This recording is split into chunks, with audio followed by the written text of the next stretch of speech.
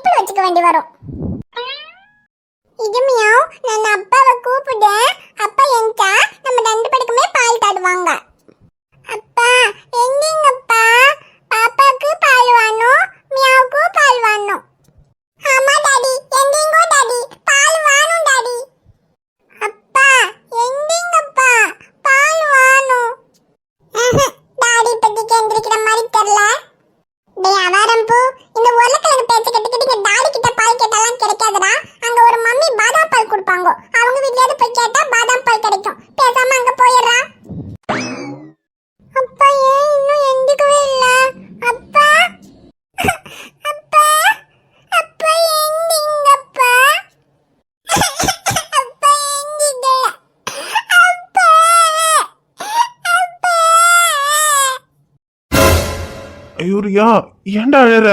அழாதம்மோ.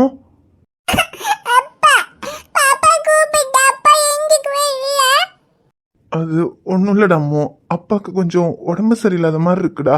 அதான் அப்பாவுக்கு நீ கூப்பிட்டது கேட்கவே இல்லை.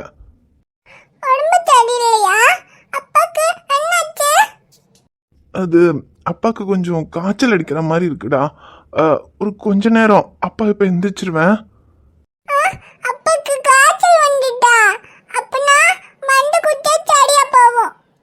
ஆமாண்டா தங்கம், மருந்து சாப்பிட்டா சரியாயிடும். அப்பா கொஞ்ச நேரத்துல எந்திரிச்சிருவேன்டா. அம்மா உனக்கு பசிக்குதா? இரு, அப்பா எந்திரிச்சு உனக்கு பால் தரேன்.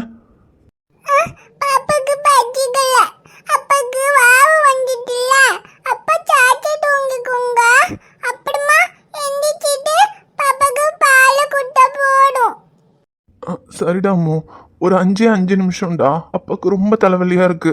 ஒரு 5 நிமிஷம் கழிச்சு எந்திரிச்சிட்டு உனக்கு அப்பா பால் தரேன்.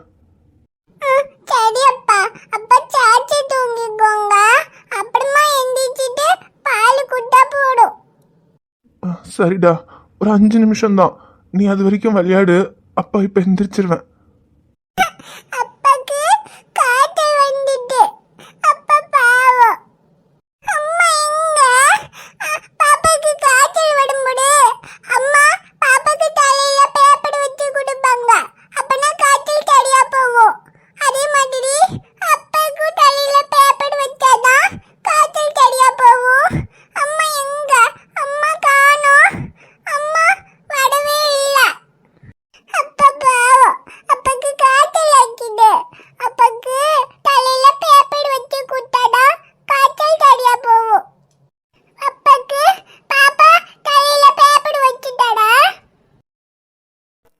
பிறந்து வரும்போதே சிலரு வரம் வாங்கி வருவாங்க, பிறந்து வரும்போதே சிலரு வரம் தரவே வருவாங்க. மறுபிறவி உண்டுன்னா எனக்கென்ன வேணும், இந்த மகளுக்கும் தாய்க்கும் நான் மகனாக வேணும். அம்மு, அப்பாக்கு தலையில யாரோட துணி வச்சு விட்டா? உன் அம்மா வந்துட்டாளா? இல்லப்பா, அம்மா வரவே இல்ல. அது பாப்பா தான் தலையில பேப்பர் வச்சா. பாப்பாக்கு காய்ச்சல் வரும்போ அம்மா தலையில பேப்பர் வச்சா சரியா போகும்ல. அதான் பாப்பா அப்பாக்கு பேப்பர் வச்சா அப்பாக்கு காய்ச்சல் சரியா போகும். நீ தான் தலையில துணி வச்சி அம்மு? சரிடா, அப்பாக்கு காய்ச்சல் சரியா போயிடும். ஆனா உனக்கு என் மேல இருக்கிற பாசம் கூட உன் அம்மாக்கு இல்லாம போயிடுச்சு இல்லடா. காலையில வந்துருவான்னு நினைச்சேன், ஆனா இன்னும் அவ வரலல்ல. இதுக்கு மேல வரவும் மாட்டா. அப்பா, அம்மாங்க தாத்தா வீட்ல தானே இருக்காங்க. நம்ம அம்மாவை கூட்டி வந்துடலாம். இல்லடா அம்மு, நேத்து அப்பா கூப்பிட்டப்போ அம்மா வரலல்ல. இப்ப போய் அப்பா கூப்பிட்டாலும் அம்மா வரமாட்டா. அவளுக்கா எப்போ உன்கிட்டயும் இந்த அப்பா கிட்டயும் வரணும்னு தோணுதோ அப்போ வரட்டும். அப்பா அழுவாதீங்க, அம்மா வந்துவாங்க. இல்லடா, அப்பா அழல. அப்பா எதுக்கு அழணும்? உன் அம்மா வரலனா பரவாயில்லடா, நீ இருக்கல்ல எனக்கு, அது போதும். யாரு வந்தாலும் வரலனாலும் இந்த அப்பாவுக்கு நீ இருக்க, உனக்கு இந்த அப்பா இருக்க. ஏண்டாமோ, நீயாவது எப்பவுமே இந்த அப்பா கூட இருப்பல்லடா? இல்ல உன் அம்மா வந்து உன்னை கூப்பிட்டா நீயும் இந்த அப்பாவை விட்டுட்டு உன் அம்மா கூட போயிருவியா? இல்லப்பா, போக மாட்டேன். அப்பா விட்டு எங்கேயும் போக மாட்டேன். அம்மா கூப்பிட்டாலும் போக மாட்டேன். அம்மா வேணாம், அப்பா தான் வேணும். அம்மா வேண்டான்னு சொல்லக்கூடாதுடா, நமக்கு அம்மாவும் வேணும். அம்மா சீக்கிரமே நம்மகிட்ட வந்துருவா. அம்மா வேணாம் சொல்ல மாட்டேன். அம்மாவும் வேணும், அப்பாவும் வேணும். எனக்காக இல்லைனாலும் உனக்காகவாவது நம்ம அம்மா திரும்பவும் நம்ம கிட்ட வந்துடணும்னு தான் நானும் நினைக்கிறேன். அம்மா சீக்கிரமா வந்துடுவா. சரிடா அம்மு, நீ அழாத. இரு, அப்பா எந்திரிச்சு உனக்கு பால் தரேன்.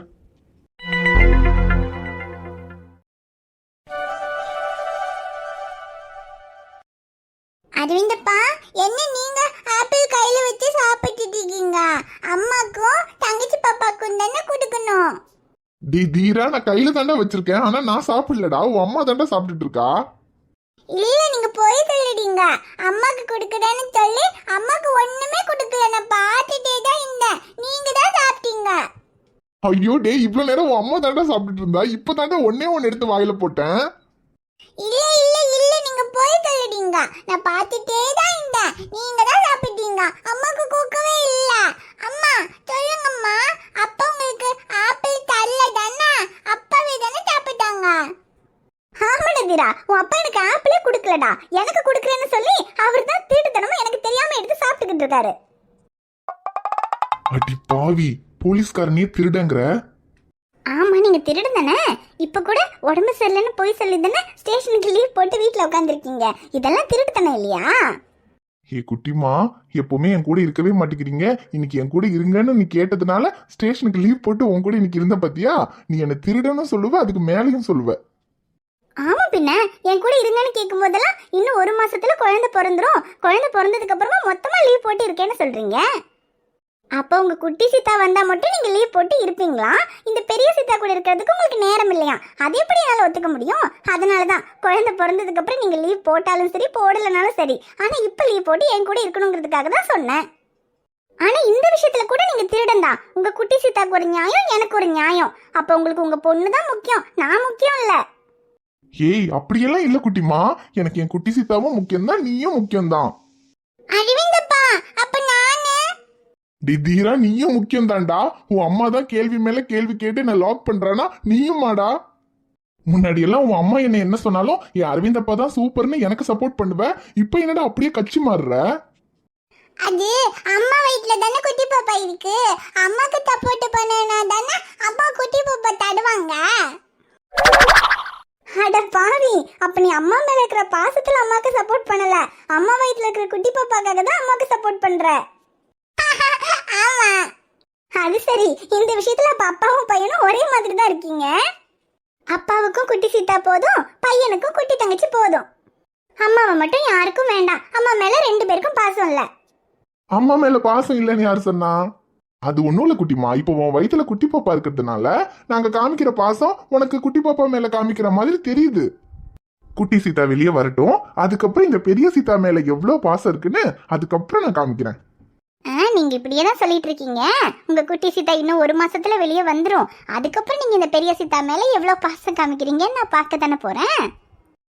பாரு பாரு. அப்புறம் சீதா, உனக்கு நாளையில இருந்து 9ஆம் மாசம் தொடங்குது இல்ல, உனக்கு வளகாப்பு வேற பண்ணணும். ஆனா யாருமே அதை பத்தி எதுவுமே பேசாம இருக்காங்க.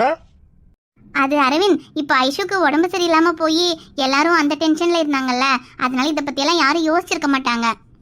பரவாயில்ல விடுங்க. இப்ப என்ன, வளகாப்பெல்லாம் ஒன்றும் பண்ணணும்னு அவசியம்லாம் இல்லை. சிலருக்கெல்லாம் வளகாப்பு வைக்கிறதுக்கு முன்னாடியே குழந்தை பிறந்துடும். அதெல்லாம் ஒன்றும் பரவாயில்ல அரவிந்த். ஏய், என்ன பரவாயில்லங்கிற? அது எப்படி வைக்காம இருக்க முடியும்? அதுலயும் இந்த வளகாப்பு தான் நம்ம வாழ்க்கையில நடக்க போற முதல் ஃபங்க்ஷன். நானே உன் வளகாப்பு நல்லா கிராண்டா பண்ணணும்னு யோசிச்சுட்டு இருக்கேன். எதுக்கு அரவிந்த் தேவையில்லாத செலவு? அதெல்லாம் வேணாம். கொஞ்சம் கண்ணாடி வளையல் வாங்கி கொடுங்க, நான் போட்டுக்கிறேன். அது போதும். சும்மாலாம் வளகாப்பெல்லாம் வச்சு செலவு பண்ண வேண்டாம் அரவிந்த். இப்போ குழந்தை பிறந்துருச்சுன்னா அதுக்கப்புறம் மொத்தம் செலவு தானே. எவ்வளவு செலவா இருந்தாலும் அதை நான் தானே பாத்துக்கிறேன். உனக்கு என்ன? அப்புறம் நான் பண்றனோ இல்லையோ, நிச்சயமா கதிரனும் அமுதானியும் உனக்கு வளகாப்பு வைக்கணும்னு யோசிக்காம இருந்திருக்க மாட்டாங்க. அதை பத்தி கண்டிப்பா யோசிச்சிருப்பாங்க. என்ன ஐஷுக்கு உடம்பு சரியில்லாம ஆனதுனால அதை பத்தி எதுவும் பேசாம தான் இருந்திருப்பாங்க. ஆனா நிச்சயமா உனக்கு வளகாப்பெல்லாம் வைக்கணும்னு அவங்க எல்லாமே முடிவு பண்ணி தான் வச்சிருப்பாங்க. ஏன்னா எப்பவுமே அண்ணனும் அணியும் யார் யாருக்கு எப்பப்ப என்னெல்லாம் பண்ணணுங்கிறத கரெக்டா பார்த்து பண்ணுவாங்க. அது நம்ம மறந்தாலும் சரி, அவங்க நிச்சயமா மறக்க மாட்டாங்க. அரவிந்த், இன்னைக்கு டியூட்டிக்கு போலியாடா?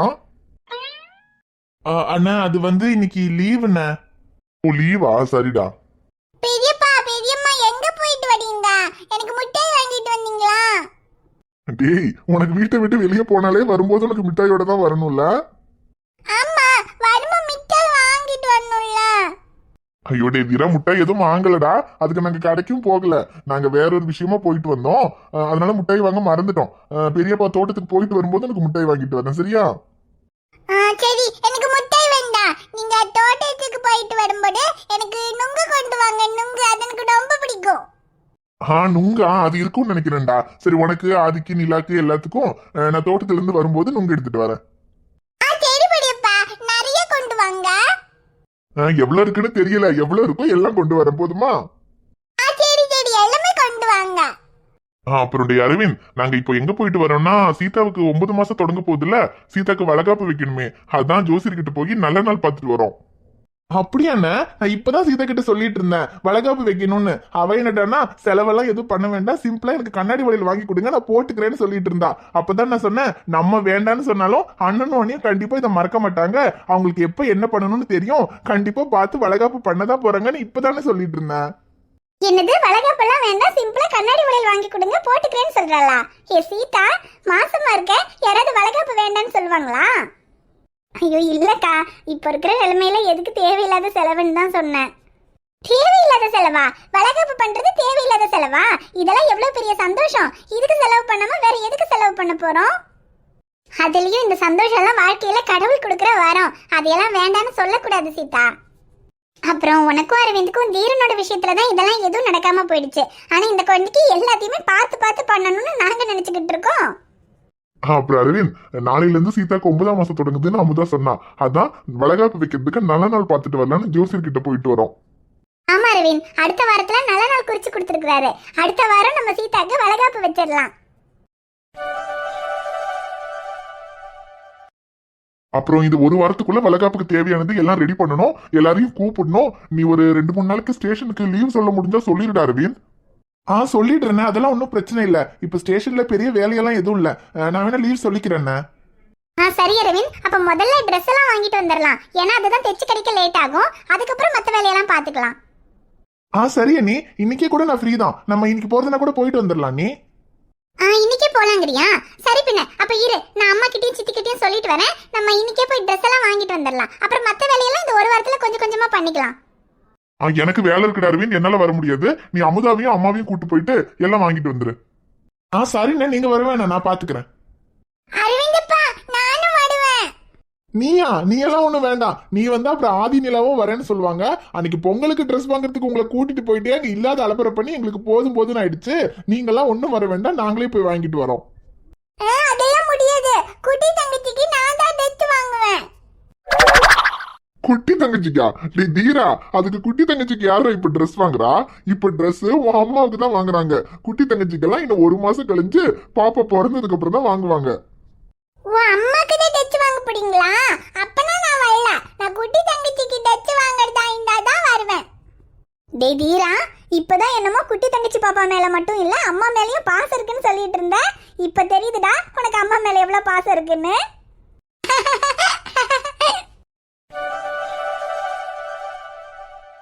ஹாய் ஃப்ரெண்ட்ஸ், எல்லாரும் எப்படி இருக்கீங்க? நிச்சயமா நலமா இருப்பீங்கன்னு நம்புறோம்.